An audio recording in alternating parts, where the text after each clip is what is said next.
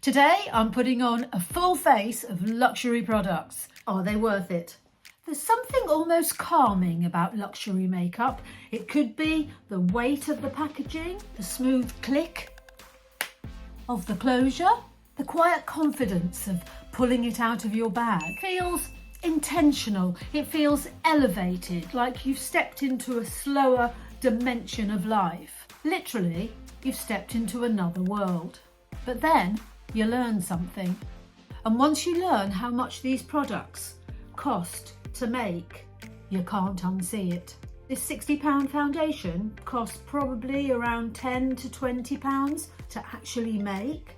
This highlighter, the formula could be one of the cheapest parts. And despite the satisfaction that this gives you, this lipstick could cost about the same price as your lunch. So we're not paying for magic ingredients, so what are we paying for?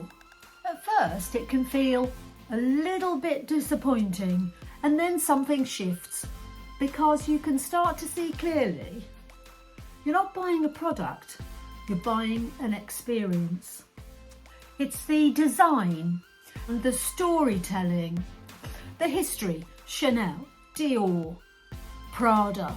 You're buying into that world. And once you understand that, you get your power back as a consumer. You can decide, do you want to buy luxury or do you want to buy affordable? If you want to buy luxury, you're buying something other than the product. Let's be real for a minute. Luxury makeup isn't more expensive because it's a better product. This tiny little Catrice highlighter, which has minimal packaging, is probably made in much the same way as this very high-end highlighter. And this YSL blush could cost to make exactly the same as this NYX.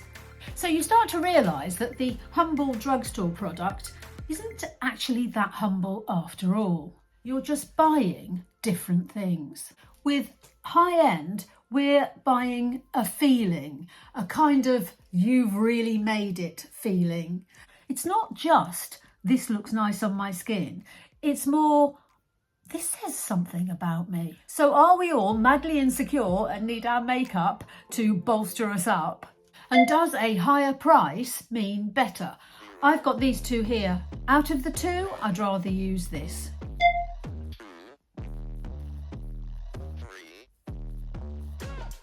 Let's get started. I'll list all the products that I'm using below. Most of them are high-end. And no one really says this out loud, but a huge part of luxury is status. Yes, that realisation can sting, because it makes you question everything. Like, do I love this product or do I like how it makes me feel? And here's the tea that nobody wants to spill. Some affordable products are much the same formula as luxury. That's from the Revolution palette, that's from the Dior palette, and they swatched the same. They may have the same manufacturer, they may have similar ingredients, but they're selling you a different story. One is sold as affordable and the other aspirational. Take this, my Gucci blush. I mean, is it any better product-wise than my NYX Buttermelt, which I absolutely love? Different colours, that's the Gucci, that's the NYX, but similar swatching experience. So when you take away the packaging, what's left? Now, don't get me wrong, I love my luxury as much as the next person, but I've started to think more strategically about why I buy certain products, and I am quite picky. I don't have the money. I'm not sponsored. I buy everything myself, but I do really think about what I really want, rather than run out and just buy the first thing that a brand is persuading me to buy. Does my makeup look great? Yes. Could it look as great, and has it looked as great with a drugstore product? Yes, because they're more similar than you think. And when I buy luxury nowadays, it's not because I think the product's better. It's because I want the packaging, I want the experience, I want the feeling. It has taken years, but I recognise that now.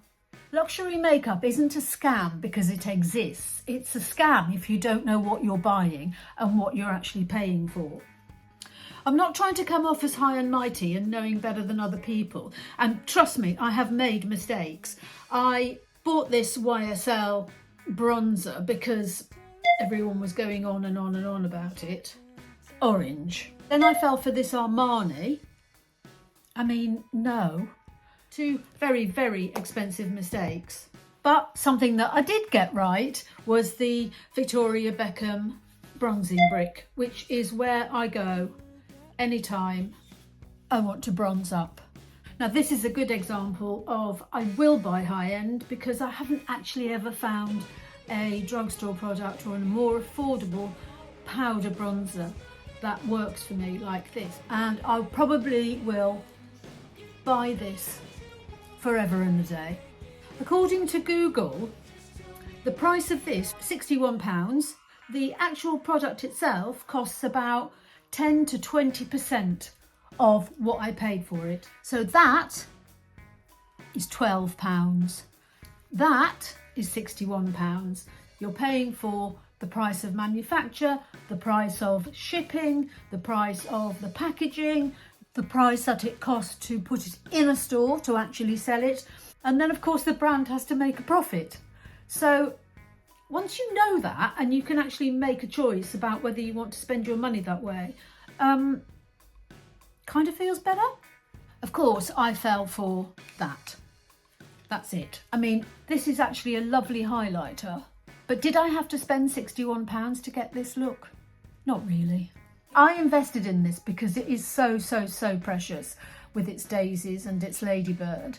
And I am a little bit of a collector. Now, another Dior product that I bought recently, because they've just been launched, is this Dior flash stick. And I'm not that impressed with this, but I don't think I've ever found an eyeshadow stick be that great. I mean, is that Lucky Clover? Is that a clover colour? I don't think so. I don't hate it, but do I regret paying quite a lot of money for it? And are the Colourpop ones as good? Yes.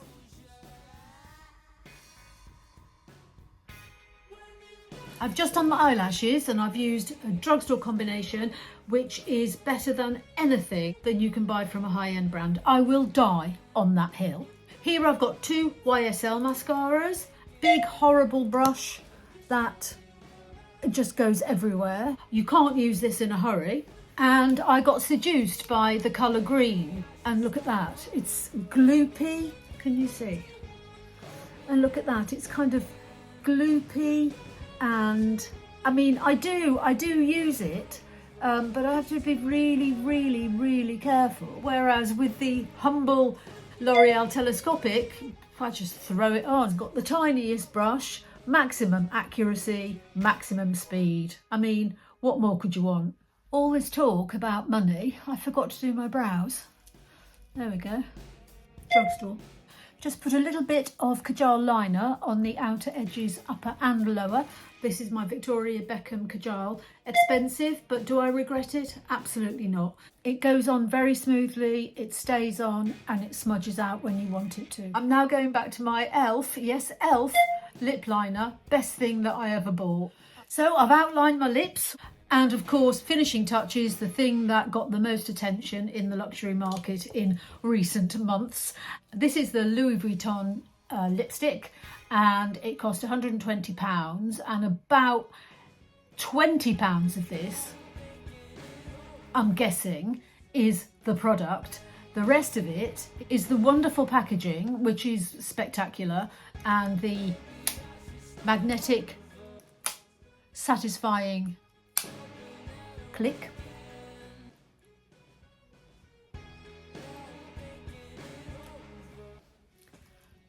Is that worth it? For me, yes. Can I get the same effect in a lower price range? Probably. But I knew what I was doing when I was buying this. I tried to resist it, but again, the same as the Dior, I wanted to get something that was a collectible, and I'm really pleased with this. Does it give me an elevated feeling when I wear it? Yeah, a little. Is it worth £120? Everyone's entitled to their own opinion about what they can and can't afford. I can't really afford this, but I save on other things. So what do we think? What am I glad that I bought? This isn't really a review video, but just in case you were wondering, the foundation that I used is this Dior Skinwear True Foundation. I got it as a giveaway when I bought the highlighter, and I decided that I wanted to try it. Do I like it? No, not really. I found it too thick and cakey. I'm glad I tested it because this is not better than my Prada or my Very Valentino, or actually my Maybelline 30-hour Lumi Matte. So yeah, not for me. I am glad that I bought this, which was massively expensive, but I like it, and actually the formula's great, and it's not seemly from Space Highlighter, but it's definitely there, and I do really like it. The bronzing brick, forever mine. The Gucci and YSL blushes, I can take them or leave them really. They are very pretty, they are nice to look at.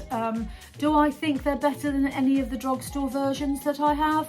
Not really. The Dior Show Flash Stick, it's growing on me. I think that I might have chosen the wrong colour. This isn't a clone for colour, but it is quite nice, and I might actually, even though I said I probably wouldn't use it again, I probably will. It's all right. I hope you've enjoyed this, and I hope you've realised I'm not being preachy, so don't come for me. I just wanted to share some thoughts that I had and show that once you've seen the markup, once you've seen the illusion, you don't stop loving luxury products. You stop being played by luxury products, and you buy them for the reasons that suit you. I hope you've enjoyed this. Do let me know your thoughts. These are just my thoughts, my own personal feeling after the research that I've done and my own circumstances, and everyone is different. Do give me a like if you liked the video, and do subscribe if you want to see more, and hopefully I'll see you soon.